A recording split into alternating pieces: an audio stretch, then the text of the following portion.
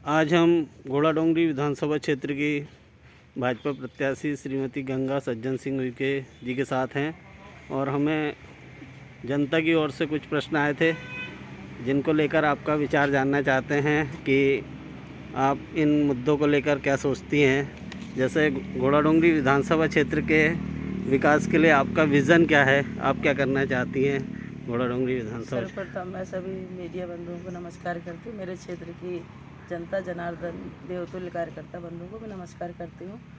मेरे क्षेत्र के विकास के लिए मेरा विजन सबसे पहले ये है कि स्वर्गीय सज्जन सिंह उइके 2003 में विधायक रहे, फिर 8 में उनको नहीं मिले, लेकिन लगातार वो सक्रिय रहे अपने क्षेत्र में।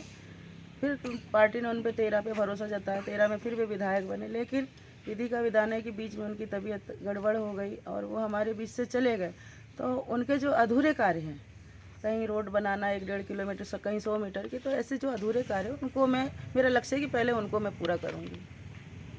जैसे आप राज्य महिला आयोग की सदस्य भी रही हैं। जी हाँ। और केंद्र सरकार ने भी अभी 33% आरक्षण महिलाओं के लिए लागू किया है। जी हाँ।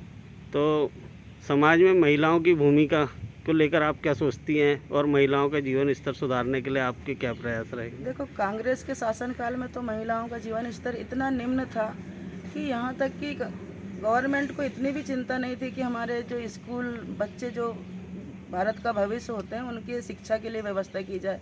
स्कूल तक नहीं थे। तो दूसरी बात आपको बताना चाहूँ कि उनको ड्रेस की सुविधा नहीं थी, पुस्तकों की सुविधा, यहाँ तक कि कांग्रेस के शासनकाल में यदि एडमिशन कराने जाना पड़ता था पहली क्लास में, उसके लिए भी 1 रुपये का फॉर्म हमको लेना पड़ता था, तब एडमिशन होता था। लेकिन आज भारतीय जनता पार्टी की सरकार के काल में हमको ऐसे एडमिशन, फ्री में एडमिशन मिल रहा है, किताब कापियाँ ड्रेस मिल रही है, साइकिल में सारी सुविधा, बहुत अच्छा जीवन स्तर हो चुका है।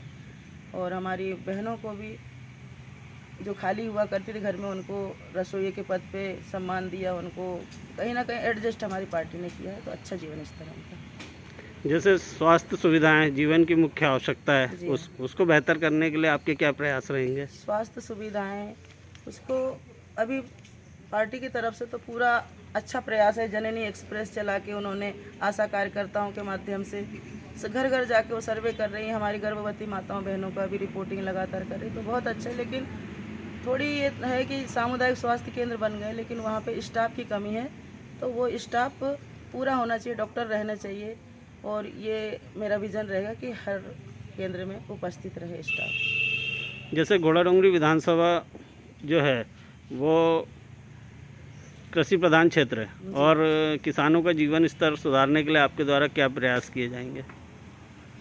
कृषि प्रधान देश है हमारा भारत देश, और किसान जो होते हैं कि हम अन्नदाता हैं, वो हमारे, उनके यदि वो खेत में काम नहीं करे तो हमको भोजन नहीं मिल पाए, तो उनको एक है कि बिजली और पानी की समस्या होती है, दूसरा खाद बीज।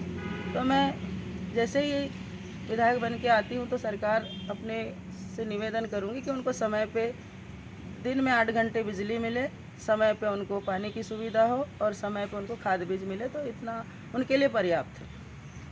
जैसे उद्योग वगैरह की कोई अपने क्षेत्र में नहीं है घोड़ाडोंगरी विधानसभा क्षेत्र में, तो बेरोजगारों को रोजगार मिले और क्षेत्र में उद्योग हो, इसके लिए आपके क्या प्रयास रहेंगे? उद्योगों के लिए मैं ये कहना चाहूँगी कि हमारे विधानसभा क्षेत्र घोड़ाडोंगरी में अपार वन संपदा भी है और खनिज संपदा भी है, और हमारे पास भूमि की भी कमी नहीं है। तो जैसे ही हम निर्वाचित होकर आते हैं तो हम अपने प्रस्ताव में ये रखेंगे कि एक रोजगार का साधन यहाँ पे उद्योग स्थापित हो, ताकि हमारी बहनों को, बेटियों को, हमारे जो युवा हैं उनको बाहर ना जाके यहीं पे रोजगार के अवसर प्राप्त होंगे, ताकि अपनी सुख समृद्धि कायम रहेगी। और जो बेटियां हमारे दूसरे लोग बरगला के ले जा लेते हैं तो उसमें भी रोक लगेगा। ये भी एक आदिवासी क्षेत्र में अपने यहाँ बहुत बड़ा मुद्दा है कि जो बेटियां चली जाती हैं, तो उसकी रोकथाम के लिए आपके द्वारा प्रयास किए जाएंगे? जैसे कल हमारे मुख्यमंत्री जी आए थे आम सभा लिए, उन्होंने भी यही कहा कि मैं रोजगार के इतने अवसर अपने क्षेत्र में ही उत्पन्न कर देंगे कि हमारी जो बहन बेटियां जो भी हैं वो, उनको बाहर जाना पड़ता है, वो बाहर नहीं जाएंगे और अपने निवास पे ही अच्छे कार्य करेंगे और उनका सुखमय जीवन होगा, कह के गए। आपका क्या मानना है कि प्रदेश में किस पार्टी की सरकार बनेगी? देखिए, मानना नहीं है, मेरा तो पूर्ण विश्वास है कि फिर से हमारी भारतीय जनता पार्टी की सरकार बन के आ रही है और अच्छे बहुमतों से बन के आ रही है। इस बार हमारी लाडली बहनाएं हमारे भाई शिवराज के कंधे से कंधा मिलाकर साथ दे रही हैं, तो मैं लाडली बहनाओं के माध्यम से इस बार पूर्ण बहुमत से प्रदेश की सरकार बन के आ रही है। मैं सभी लाडली बहनाओं से को धन्यवाद ज्ञापित करती हूँ, इसमें बहुत सहयोग कर रही हैं मामा जी का। तो बहुत बहुत धन्यवाद जो आपने हमारे जनता से जुड़े कुछ प्रश्नों के उत्तर दिए जी, और जनता जनार्दन को मैं कहना चाहूँगी कि आप लोगों ने भी भरपूर समर्थन मुझे मिल रहा है और सरकार को भी मिल रहा है, तो आप सभी को भी मैं प्रणाम निवेदित करती हूँ और दीपावली की बहुत सारी शुभकामनाएं प्रेषित करती हूँ।